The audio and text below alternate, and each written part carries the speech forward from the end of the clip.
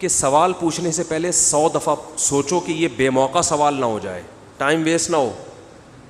یہ جو ہے نا جو چاہو پوچھو, جو چاہے پوچھو, جو بھی آ کے اوٹ پٹانگ بیکار قسم کے سوال پوچھ رہا ہے, یہ بھی بے ادبی ہے. صحابہ کرام نبی صلی اللہ علیہ وسلم سے سوال پوچھنے سے پہلے بہت دفعہ سوچتے تھے. کہ ایسا تو نہیں کہ آپ صلی اللہ علیہ وسلم غضبناک نہ ہو جائیں اس سوال پر کہ یہ فضول سوال کیوں پوچھا, کیونکہ بعض سوالوں پہ آپ صلی اللہ علیہ وسلم غضبناک ہوئے ہیں. ایک مرتبہ صحیح حدیث ہے, آپ صلی اللہ علیہ وسلم نے فرمایا کہ ہر مسلمان پر بیت اللہ کا حج فرض ہے. ایک صحابی نے عرض کیا یا رسول اللہ, ہر سال فرض ہے یا زندگی میں ایک دفعہ؟ آپ صلی اللہ علیہ وسلم کا چہرہ غصے سے سرخ ہو گیا. فرمایا انما اذا امرتکم بشیء فاتقوا اللہ ما استطعتم, جب میں کسی بات کا حکم دوں تو جتنی اللہ نے استطاعت دی اس کے مطابق عمل کرو. اور فرمایا تم سے پہلی امتیں سوالات کی کثرت کی وجہ سے ہلاک ہوئی ہیں. ہر سال کون کر سکتا ہے حج؟ یہ تو پاسبل ہی نہیں ہے نا. پھر فرمایا اگر میں کہہ دیتا کہ ہر سال, تو تم پر کیا ہو جاتا؟ ہر سال فرض ہو جاتا.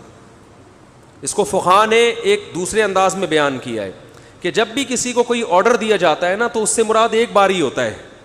مثال کے طور پر میں آپ سے کہتا ہوں پانی لے کر آؤ, تو مطلب کیا ہے؟ بار بار تھوڑی, بس ایک بار لاؤ گے تو آرڈر کیا ہو جائے گا؟ ختم. دوبارہ کہنے کے لیے مجھے دوبارہ آرڈر دینا پڑے گا. تو جب قرآن نے یا نبی نے کہا کہ حج کرنا فرض ہے, اس کا ویسے ہی مطلب کیا ہے؟ ایک ہی مرتبہ فرض ہے. نمازیں تو 5 مرتبہ خود نبی نے بتا دی نا کہ دن میں, ورنہ نماز کا اگر آرڈر دیتے تو وہ بھی زندگی میں ایک دفعہ ہوتی, لیکن وہ تو اپنے عمل سے بتا دیا کہ نہیں روزانہ 5 دفعہ پڑھنی ہے. تو صحابہ دیکھ چکے تھے کہ آپ صلی اللہ علیہ وسلم ہر سوال پہ خوش نہیں ہوتے, غضبناک بھی ہوتے ہیں. تو اس لیے صحابہ خوفزدہ ہوتے تھے. ایک اور مشہور حدیث ہے بخاری مسلم کی, حضرت عمر رضی اللہ تعالیٰ عنہ فرماتے ہیں کہ ہم رسول اللہ صلی اللہ علیہ وسلم کی محفل میں بیٹھے ہوئے تھے. یہ میں اس لیے اتنی ڈیٹیل بتا رہا ہوں کہ ابا سے بھی سب کچھ پوچھ لیتے ہیں, اماں سے بھی. اماں کو غصہ آتا ہے مجھ سے یہ کیوں پوچھ رہے ہو, لوگ کہتے ہیں ہم نے پوچھا ہے نا. ہر بات ہر ایک سے پوچھنے کی نہیں ہوتی. ابا سے پوچھ رہے دوسری شادی کب کر رہے ہو آپ, اماں کے سامنے. ابا کہے گا تو مجھے مروائے گا. ابا آپ کو غصہ کیوں آ رہا ہے؟ تو پھر کیا خوشی ہوگی اس کو؟ تو چھپڑ میں پوچھ لیتا, کنارے پہ جا کے پوچھ لیتا. اماں سے پوچھ رہے, اماں ابا کا ارادہ تو نہیں ہے کہیں, تو اس پہ ابا کو بھی غصہ آئے گا, اماں کو بھی غصہ آئے گا. تو کیسی باتیں کر رہے ہیں ہم. تو حضرت عمر, میں وہ واقعہ سنا رہا تھا حضرت عمر رضی اللہ تعالیٰ عنہ کا. تو پہلے میں یہ بتا دوں کہ گھروں میں بھی سوال پوچھنے سے پہلے سوچنا چاہیے کہ حضرت جو بھی بڑے ہیں, آپ کے ابا ہیں, چاچا ہیں, ماما ہیں, خالو ہیں, جو بھی ہیں, کہ یار ایسا نہ ہو ان کو برا لگ جائے. تو 10 دفعہ انسان سوچے پوچھنے سے پہلے کہ یہ پوچھنے کی بات ہے بھی یا نہیں ہے. ایسا نہ یہ اپنی بے عزتی محسوس کریں اس میں. تو حضرت عمر رضی اللہ تعالیٰ عنہ حدیث کے راوی ہیں, مشہور حدیث جس کو حدیث جبریل کہا جاتا ہے, کہ آپ صلی اللہ علیہ وسلم کی محفل میں ایک شخص آیا, اور کیا تھا؟ شدید بیاض الثیاب, انتہائی سفید کپڑے اس شخص نے پہنے ہوئے. شدید سواد الشعر, انتہائی سیاہ بال. لا یرا علیہ اثر السفر ولا یعرفہ منا احد. کتنی عجیب بات ہے, کہہ رہے ہم میں سے کوئی اسے جانتا بھی نہیں تھا, لیکن اس پہ سفر کے کوئی آثار تھے بھی نہیں. تو بہت عجیب سی بات ہے یا نہیں ہے کہ ایک بندے کے اتنے سفید کپڑے, جبکہ وہ اس محلے کا بھی نہیں, کیونکہ پہلے تو اونٹوں پہ پیدل آتے تھے نا, تو بھائی میلے کپڑے ہوتے ہیں, ہم کہتے ہیں پتہ نہیں کہیں سے کہاں سے آیا ہوگا, مصر سے آیا ہوگا, شام سے آیا ہوگا, کہیں سے آیا ہوگا.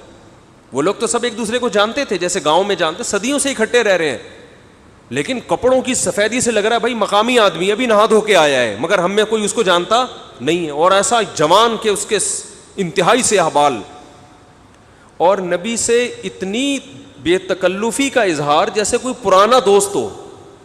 حتی اسند رکبتیہ الی رکبتیہ ووضع کفیہ علی فخذیہ, اپنے گھٹنے نبی کے گھٹنوں کے ساتھ ملا دیے, ایسے دو زانوں چپک کے بیٹھ گیا, اور اپنے ہاتھ اپنی یا نبی کی ران مبارک پہ رکھ دیے.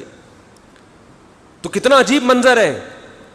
لیکن حضرت عمر فرماتے ہیں ہم میں یہ گویا حدیث کا مفہوم ہے کہ ہم میں ہمت نہیں ہوئی کہ نبی سے پوچھے کہ یہ کون ہے. بھائی دیکھ رہے ہیں بس, جو بھی منظر ہے دیکھتے رہو, ہو کیا رہا ہے. بھائی نبی جب نہ اس کو ڈانٹ رہے ہیں نہ اسے کچھ کہہ رہے ہیں, ہوگا کچھ ہمیں نہیں پتا.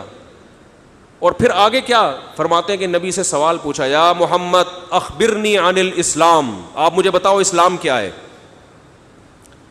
تو آپ صلی اللہ علیہ وسلم نے بتانا شروع کیا, الاسلام ان تشہد ان لا الہ الا اللہ وان محمد رسول اللہ. سب صحابہ بیٹھے ہوئے ہیں, سب یہ منظر دیکھ رہے ہیں, مگر کسی کی ہمت نہیں ہے کہ وہ نبی کی مجلس میں پوچھ لیں. بھائی چپ کر کے دیکھتے رہو کیا ہو رہا ہے.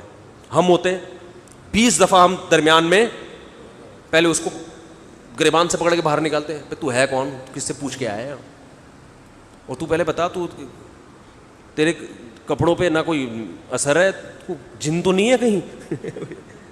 بھائی دیکھ رہے ہیں کہ جب نبی کچھ نہیں کہہ رہے تو سب سے زیادہ اعتراض کس کو ہونا چاہیے تھا, نبی کو. تو نبی ہم سے زیادہ جانتے ہیں, تو جب وہ خاموش ہے تو ہم بھی کیا کریں, چپ کر کے بیٹھے رہے, آرام سے خاموشی سے بیٹھے رہے. اور پھر کتنا عجیب منظر کہ گھٹنے نبی کے گھٹنوں مبارک کے ساتھ ملا کے پوچھ رہے ہیں کہ اخبرنی عن الاسلام, آپ بتاؤ مجھے اسلام کیا ہے. تو آپ نے فرمایا اسلام یہ کہ گواہی دو کہ اللہ کے سوا کوئی عبادت کے لائق نہیں اور محمد صلی اللہ علیہ وسلم اللہ کے بندے اور رسول ہیں.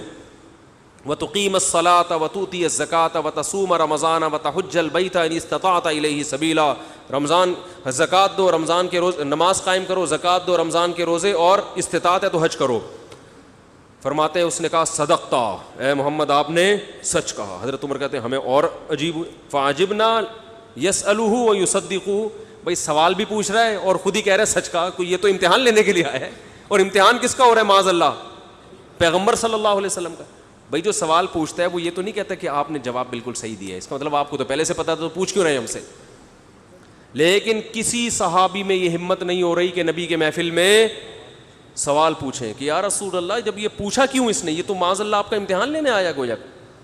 پھر اس نے پوچھا, جبریل, وہ بعد میں پتہ چلا وہ فرشتے جبریل علیہ السلام تھے. پھر پوچھا کہ مل ایمان کیا ہے, مل ایمان. تو انہوں نے آپ صلی اللہ علیہ وسلم نے فرمایا ایمان یہ اللہ پر, اس کی کتابوں پر, اس کے رسولوں پر, اس کے فرشتوں پر, آخرت کے دن پر, تقدیر پر ایمان لایا جائے.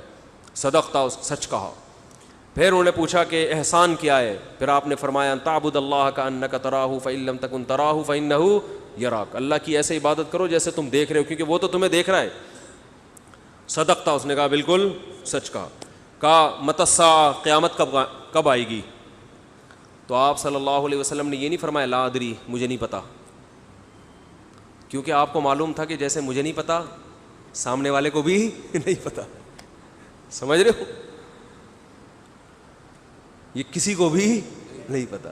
تو یہاں آپ نے جواب میں یہ نہیں کہا مجھے معلوم نہیں ہے, بلکہ آپ نے بتا دیا کہ جیسے تمہیں معلوم نہیں ہے, یہاں تم صدقہ نہیں کہہ سکتے, جیسے مجھے معلوم نہیں ہے تمہیں بھی. اس لیے آپ نے فرمایا مل مسئول عنہا باعلم من السائل. عربی بڑی خاندانی زبان ہے, خدا کی قسم.